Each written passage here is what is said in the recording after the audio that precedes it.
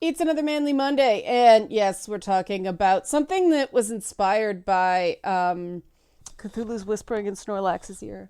Something that was inspired by a few conversations I had last week, and sometimes I get these thoughts nag at me like patterns. I've always been a pattern recognition person, and they won't leave me alone. And I finally had, shower logic. You're sitting there washing your hair, and it's like, bing, that's what it is. And it's the whole idea of this sort of real men do, real men don't.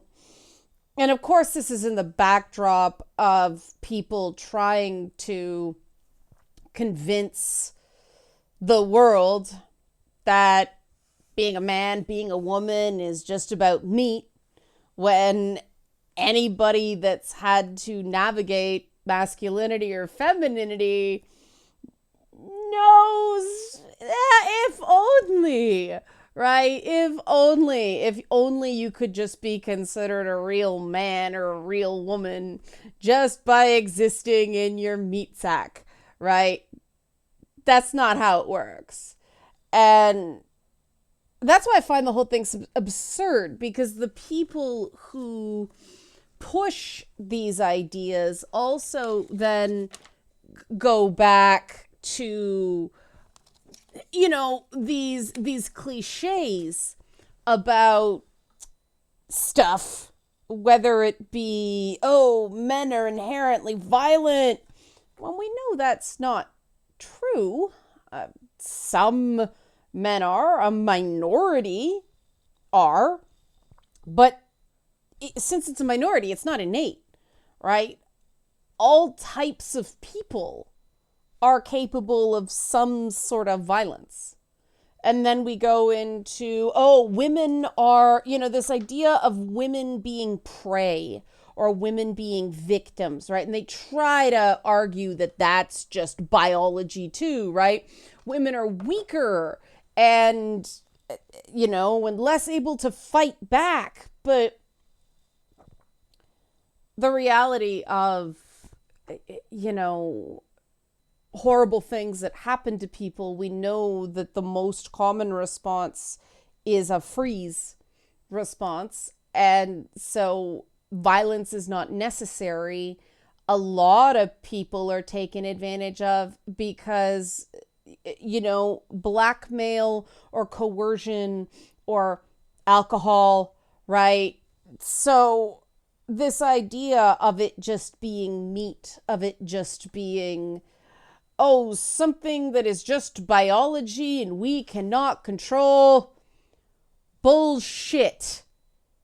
Because then you get people like me whose inclinations don't fit the neat biological patterns that are supposed to inform our temperaments, and we get this video. So hold on to your hats. I'm going to do the Patreon help support this channel thing. Help support this channel. Become a monthly patron. Patreon.com/LeannaK, or buy a one-time Leanna Care session for someone who can use it but can't afford it. Coffee.com/LeannaK. We are up to six people who need subsidized services, and I'd love to be able to see them weekly. We're not there yet, but there are 6 people who need services on a regular basis right now who can't afford it. And that not being able to afford it thing, right? That the connection between men and their jobs and making money is a very, very real thing. And that's a social expectation, right? The world is easier on women who don't make a ton of money than men who don't make a ton of money. And that's, because women are supposed to stay home with the babies and men are supposed to go out and work, right? I do think a lot of the issues in modern, we'll say, discourse or modern culture do come down to things changing in terms of understanding and expectation, and yet still rigidly planting in traditionalism and assumptions about proper things for men and proper things for women, and this horrible idea of normal. I hate normal. I hate the idea of normal. Normal is a mind trap, because what is normal? Normal isn't even what the majority does. Case in point, you know, most men do not go out and commit violent crimes, but we see it as normal for men to be violent. There you go, right? And this idea that if you can't defend yourself with your fists, you're not a real man, I can't fucking stand that. I think that pushes men into conflicts, and we know that, you know, men are much more likely to be victims of violence at the hands of other men than women. And, you know, there are reasons for that. And, oh, but, there is an element of culture in this shit. And remember I said it was sort of my own thing in my own gender nonconformingness. And let me be clear with this. The reason I push back on, you know, this whole thing being biological strictly is because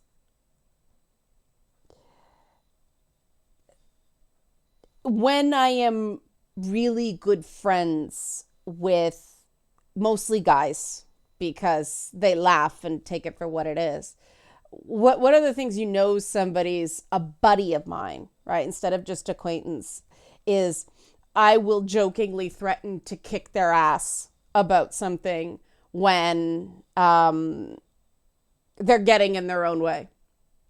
And that is not something that it's a camaraderie thing. Am I being literal about it?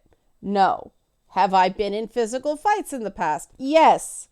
Lost more of them than I won, but they were almost all against guys. But yeah. And was that me deliberately seeking to defy feminine gender norms? No, it's just those are my relationships with those people. We have a common understanding that touchy-feely language is not necessarily where we're at in terms of supporting each other, because in many cases, touchy-feely language has been used to manipulate, you know, my friends and me as well. But no, not as much with me. People tend to be very rough with me. And this is why I see the social component in a lot of guys.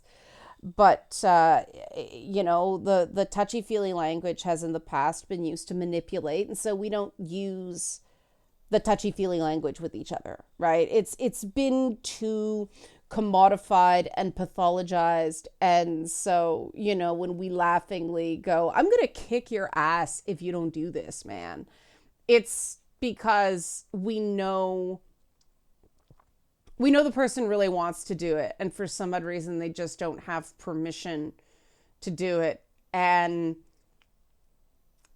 going, it's okay is not working. Say to somebody, I'm gonna kick your ass. Well, then everybody laughs, and for some odd reason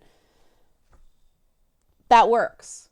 Why does it work? I could intellectualize it until the proverbial cows come home. I don't know. And I'm not saying this works for every guy. This just works with the guys I happen to be friends with, because we're, you know, this big old good guy asshole circle, right? And some people would consider that, oh, manly men shit. But is it? Is it? You notice I didn't say that. I just said we're a bunch of assholes. It's our cope. You know, as a buddy of mine calls it, we're monsters that fight other monsters. And that isn't necessarily any more real than a guy who's more intellectual or a guy who is more traditionally sensitive, right? There is no real man and not real man in terms of style points this way. And yet so many people go crazy trying to normalize with this stuff. And the truth is that the most appealing people, the most attractive people, are the ones that lean into who they authentically are and use that to be their best self. The most honest, authentic version of who they are, right? And that means understanding who they are and what they like and don't want to change, and what they don't like and don't want to change. What they do like and don't want to change, what they don't like and want to change. For years, I felt like my asshole tendencies, the inner Kratos, so to speak, was something that was bad, and I had to set on fire and stomp out. But every time I tried to be a proper girl, to be likable and get along with people, I just felt like I was lying, like I was slimy. And I couldn't do it. It felt dishonest. I didn't feel like I was being upfront with people. I didn't feel like I was telling people the truth. And I've watched preventable mistakes happen with pretty major consequences to people, because I decided to be nice instead of, nice and supportive, instead of going, okay, let's think about what you're doing here for a second. And if you still want to do it, go ahead. But real talk, have you thought this through? Right? And so I stopped doing that.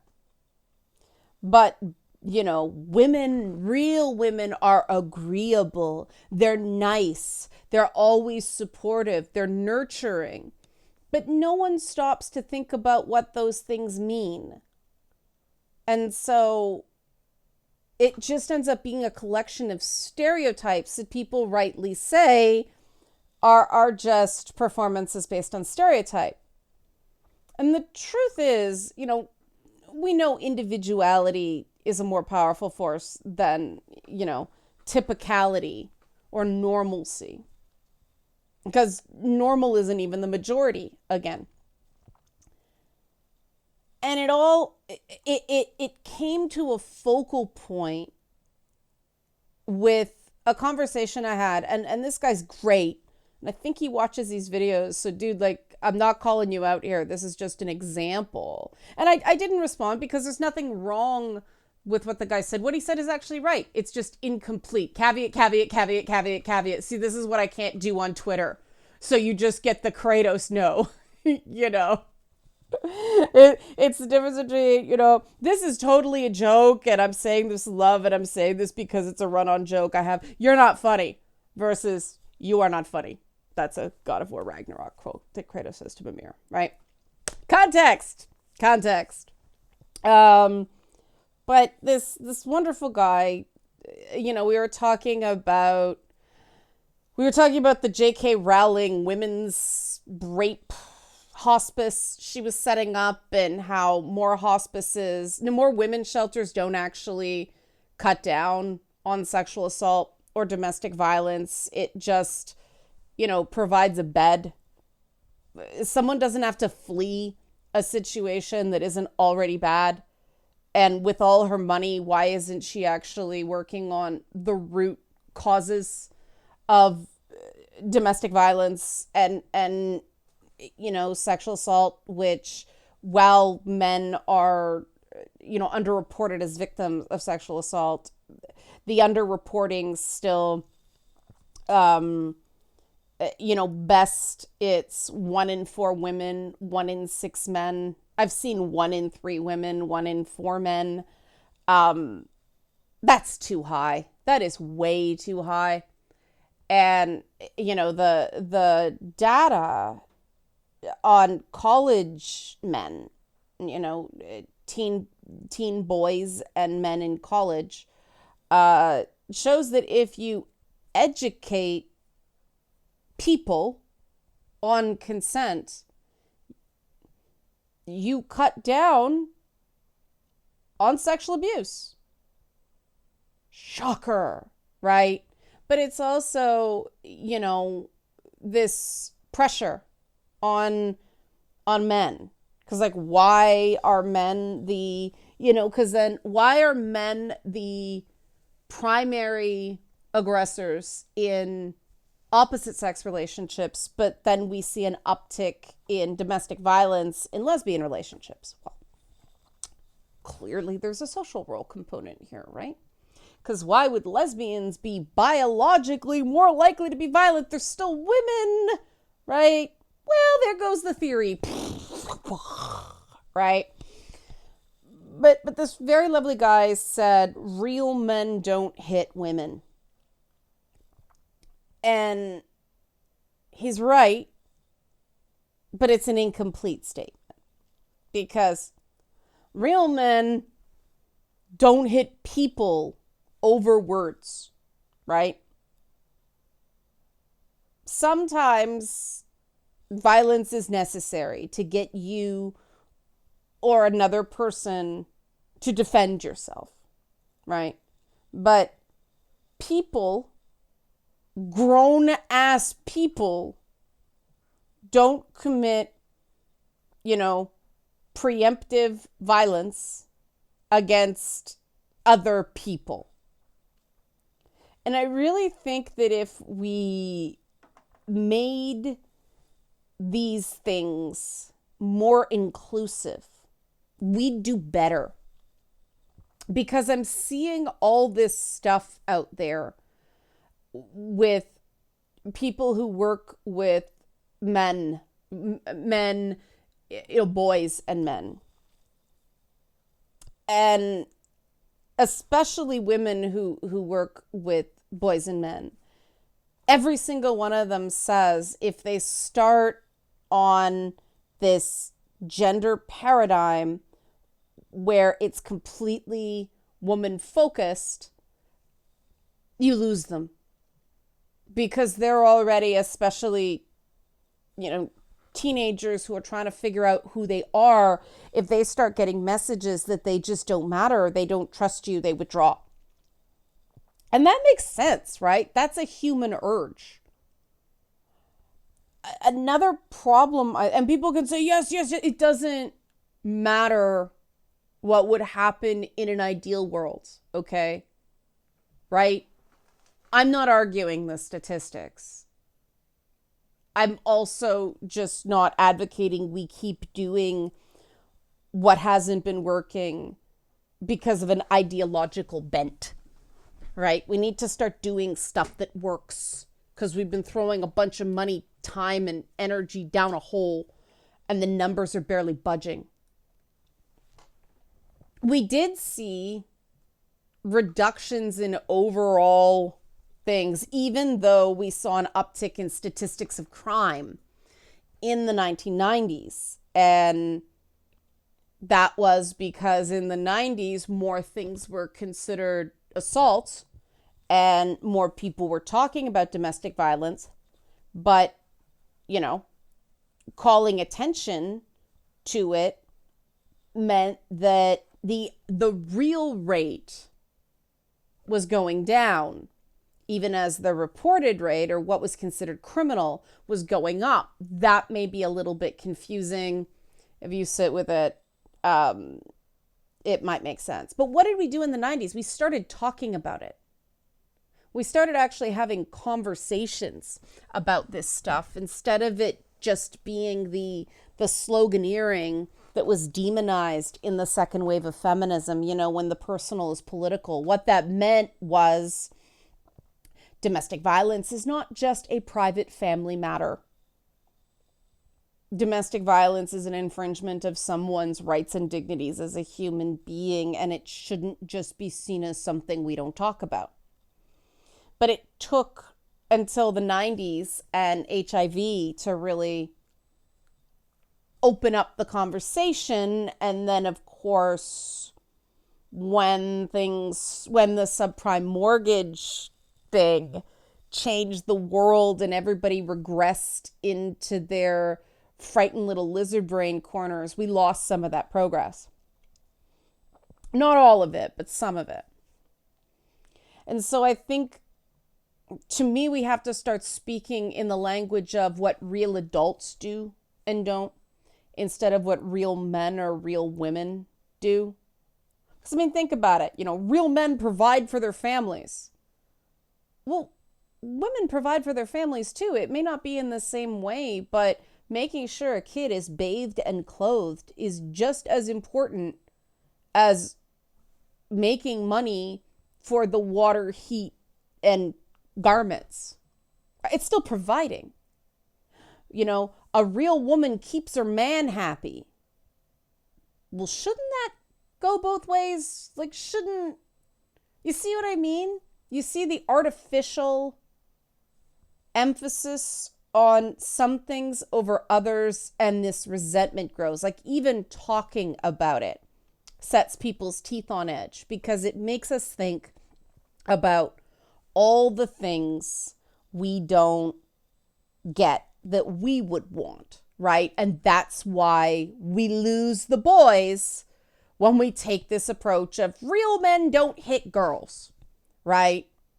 Well, girls shouldn't be hitting boys either. Boys shouldn't be hitting other boys, again, exceptions. Here's what I think we need to do instead. We need to start developing these life skills before we start the don't do this and don't do that, right? Because if a person is regulating their emotions, setting boundaries, communicating their needs, and acknowledging and validating themselves, that urge to hit people goes away. We don't have to deal with the problem. We don't have to repress the urge. The urge is not there. And this is something that is universal, right? It's universal.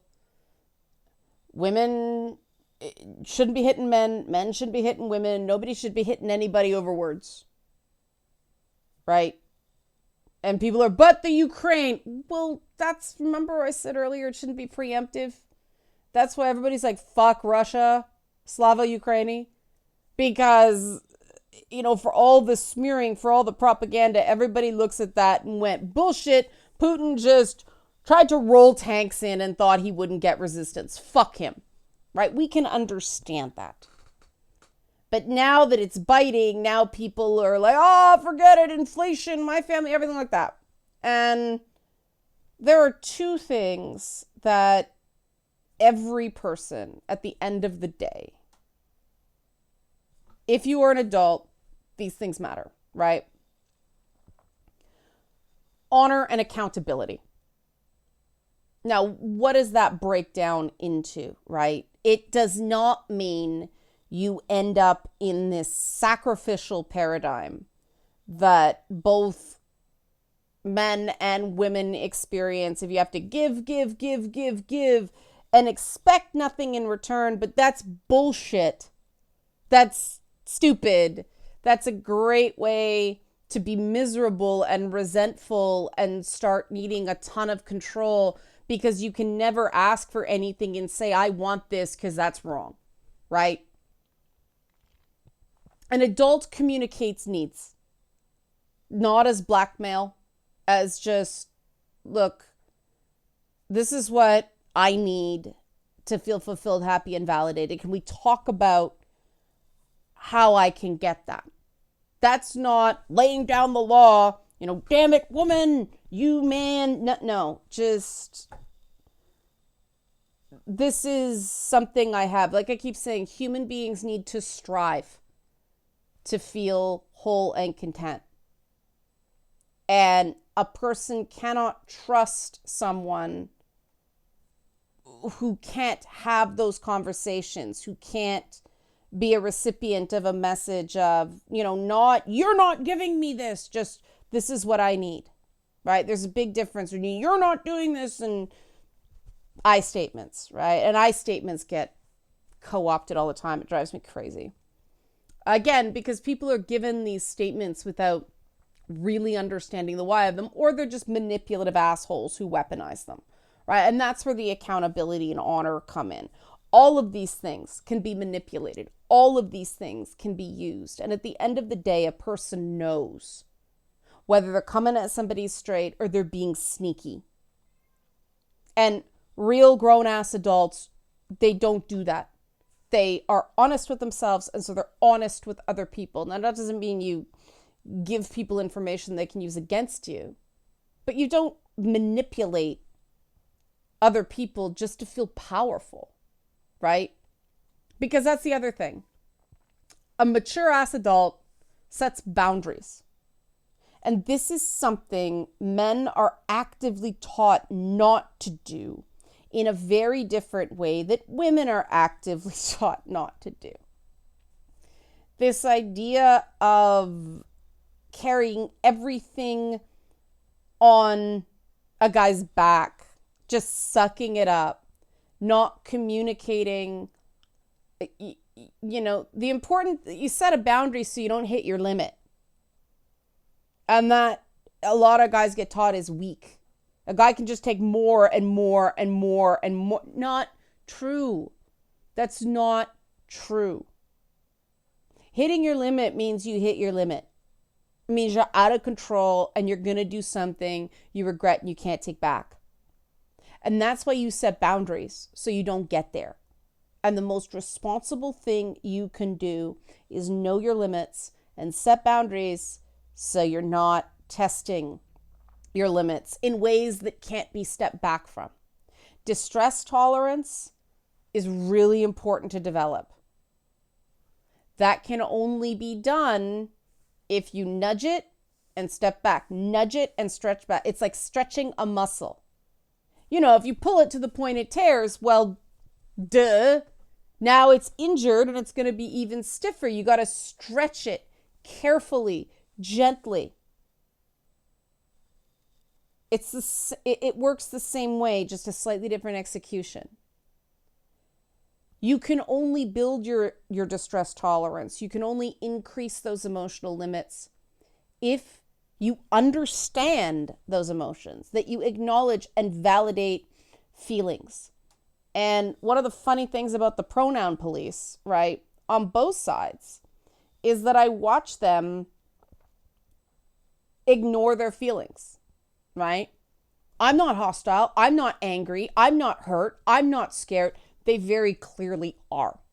And they're completely in denial about it. And that's why thinking people don't respect either extreme, right? It's the reason people tend to joke about the louder left, shall we say, but also totally make fun of guys like Matt Walsh and Ben Shapiro, right? Like those guys are just so deluded, self-deluded. It's just, right?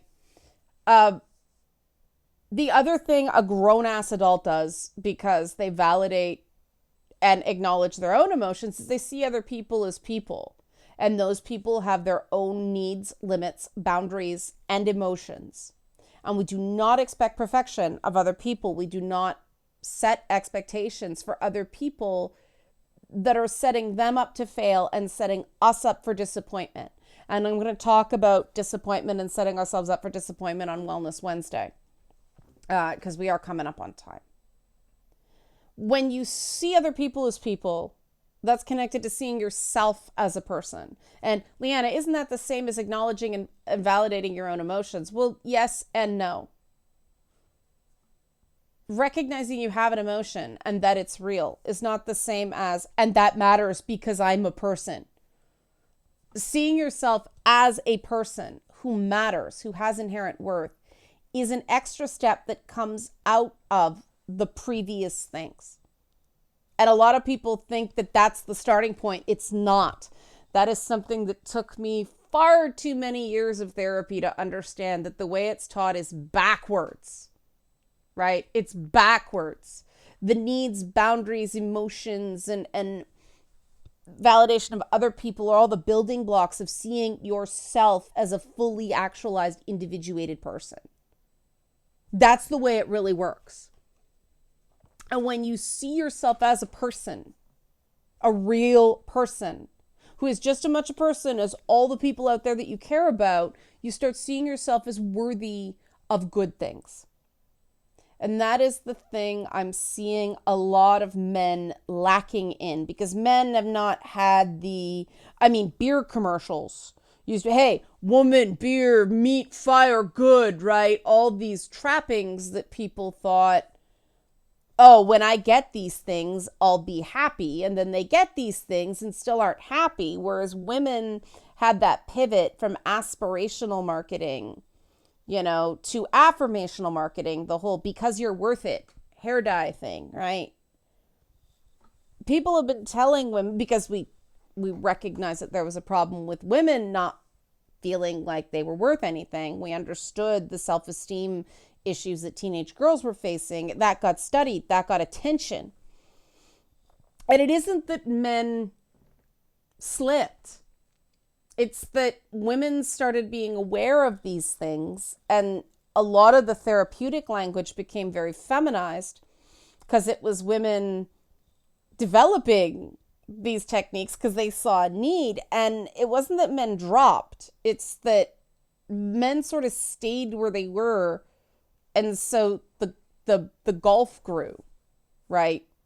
There started being more and more of a gap because women were doing this work and men were discouraged from it.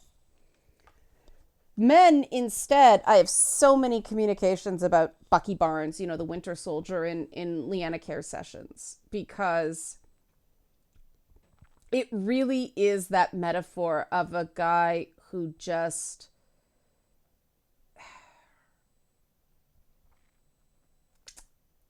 he thinks that suffering is penance. And because it's penance, it's noble. And the thing is that doesn't, it doesn't unfuck anything. It doesn't bring anyone back. What's required is, to quote Kratos again, don't be sorry, be better. Now that doesn't mean apologies are not good. Apologies are essential. But in the apology, it's understanding what you did and how you're going to be better and not do it again. And that was my own deal, that, with PTS and continuing to back there and, constantly being pushed past my limits and behaving accordingly. It's like, how do I not do this again? And more to the point, how do I take my experiences, the bad shit, what was done to me and what I did, and turn it into good shit, right? How do I pay it forward? How do I make meaningful what happened to me? Because you can't change the past. You can only learn from it. And if you are walking around feeling like you have to do constant penance, that you have internalized the idea that you are just bad and that people are in danger around you, or that people are going to reject you the minute you start talking, well, that's a self-fulfilling prophecy. You're going to conduct yourself accordingly. And it's not necessary. Not every person is going to be your people, but your people don't expect that from you. They don't want that from you. And yeah, your family of origin may very much want that from you. A couple guys I know, told me about communications they've had with their mothers, and oof, you know. But family of origins isn't the only family you can have, right? You can have a family of choice. You can find new community. You can find people who care and allow you to talk and allow you to share, lean, invest in each other. But you have to show up present. You have to show up with honor, and you have to show up with accountability.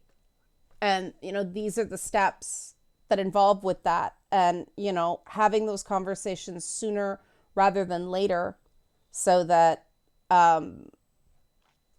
things don't blow up as much. Blow-ups are going to happen. Blow-ups happen, right? But if everybody's solid and communicating before the blow-up, the blow-ups are solvable instead of just destructive. And so I'll repeat now, and this is all, it's a give and take, right? You have to know yourself well enough to use the superpowers, right? But using the abilities teaches you about yourself, and it's that roguelike again, right? Get as far as you can, take steps, figure out what you did, what worked, what didn't, run the dungeon again. It's the roguelike, right? So to recap, adults communicate needs. They set boundaries. They acknowledge and validate their emotions. They see other people as people. They see themselves as people who are worthy of good things. And they aren't constantly walking around doing penance. They aren't walking around with the weight of the world on their back. They are existing. They are present. They are here. And that is possible. And that is the pathway to honor and accountability. And that's real men. That's real women. That's real people. Non-binary people, I see you. And gender fluid people, I see you. And, if you think about this over the holidays and think in the new year that, you would like some support doing this, help support this channel. Become a monthly patron, patreon.com/Leanna K, or buy a one-time Leanna Care session for someone who can use it but can't afford it, coffee.com/Leanna K. There will be stuff in the new year dealing with all of this, but if this wet your whistle, be sure to tune in on Wednesday for disappointment. And thanks for watching. Thanks for watching Manly Mondays.